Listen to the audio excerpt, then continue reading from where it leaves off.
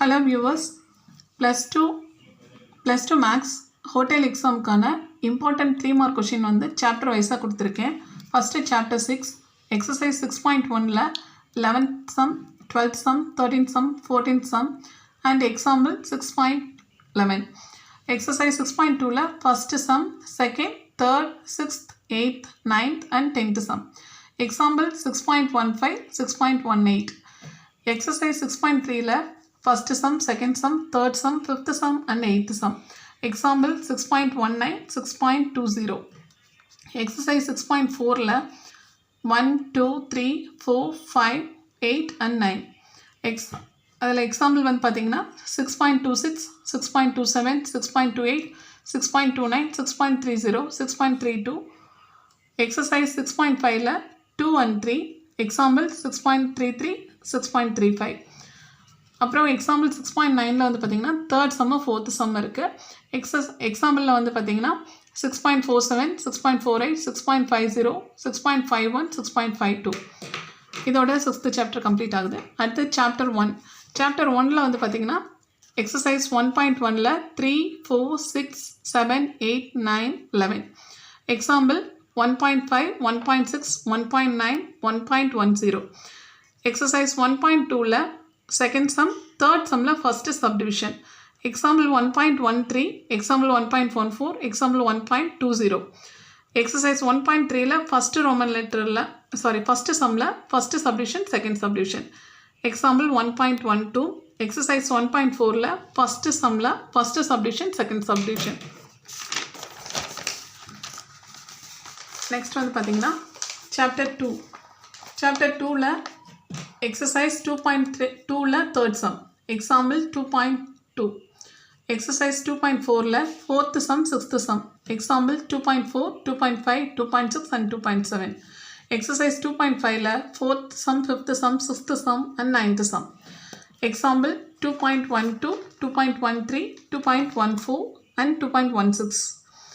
அடுத்தது இந்த ப்ராப்பர்ட்டியில் வந்து ட்ரையாங்கிள் இன்இக்வாலிட்டின்னு ஒரு ப்ராப்பர்ட்டி இருக்குல்ல, அது ரொம்ப இம்பார்ட்டன்ட், படிச்சுக்கோங்க.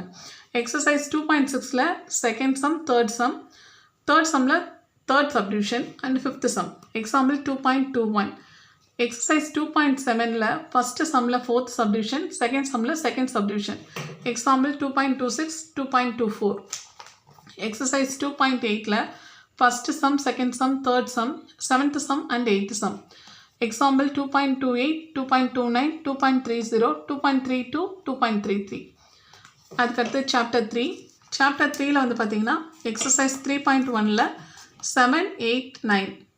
எக்ஸாம்பிள் 3.4, 3.5, 3.7, 3.10.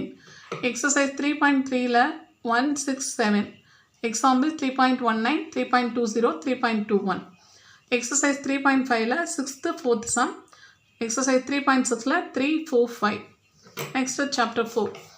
Chapter 4ல பார்த்தீங்கன்னா exercise 4.1ல 6th sum, 7th sum. Example 4.4. Exercise 4.2ல 5, 7, 6. 8th sumல second subdivision.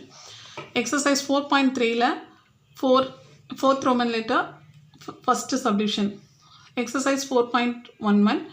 Example 4.11. Exercise 4.4ல second sumல first subdivision, second subdivision. Example 4.13, 4.14, 4.15. Example 4.5ல third sumல first subdivision, fourth subdivision. Next chapter 5. chapter 5ல வந்து பார்த்தீங்கன்னா exercise 5.1ல 2, 4, 7, 9, 12. Example 5.2, 5.6, 5.7, 5.9. Exercise 5.2ல 6th sum. Example வந்து பார்த்தீங்கன்னா 5.14, 5.15, 5.20, 5.24.